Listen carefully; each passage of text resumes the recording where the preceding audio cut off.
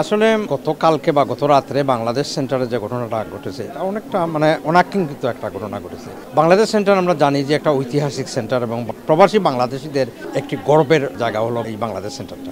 গতদিনের ঘটনাটা তোমার আসলেই আমি দেখেছি কালকে প্রায় ঘন্টা 2 ঘন্টা কিন্তু আমি মোবাইল কল ডাউন করেছি এবং যে বিষয়টা যেখানে দেখছি আর এটা আসলে এটা আমাদের দেখার ছিল না। বাংলাদেশ হাই কমিশনের দায়িত্ব হলো যে তারা প্রোটোকল হিসাবে তারা এই সেন্টারের হাই কমিশনার যেই আসেন উনি চেয়ারম্যান। তো আমার মনে হয় উনি যদি আরেকটু সচেতন হতেন এবং যদি সমস্যাটা যেটা আছে তাদের অভ্যন্তরীণ যে সমস্যা আছে, ম্যানেজমেন্টের যে সমস্যা আছে, সেটা নিয়ে হয়তো উনি দুই পক্ষের সাথে আলাপ আলোচনা করে ওইটা মীমাংসা করে দেওয়ার একটা উদ্যোগ উনি নিতে পারতেন। কিন্তু আমি যেটা দেখেছি হয়তো একটা পার্টির দাওয়াতে, একটা অংশের দাওয়াতে উনি গেছেন, একটু এগ্রেসিভও ছিলেন, তারপরে কিছু এগ্রেসিভ কথাবার্তা এখানে হয়েছে। সাংবাদিকরা দেখছি অনেকে প্রশ্ন করার সময় উনি একটু উত্তেজিত হয়ে গেছেন। তো আমার মনে হয় যেটা high commissioner she should maintain her credibility, উনার যে ইমেজটা আছে এটা তো উনি আমাদের গর্ব, আমাদের বাংলাদেশ থেকে উনি এসেছেন এই কমিউনিটিকে সার্ভিস করার জন্য এবং বাংলাদেশকে রিপ্রেজেন্ট করার জন্য আমাদের পক্ষ থেকে। তো আমার মনে হয় উনি হয়তো আরেকটু সচেতন হলে আরো ভালো হতো।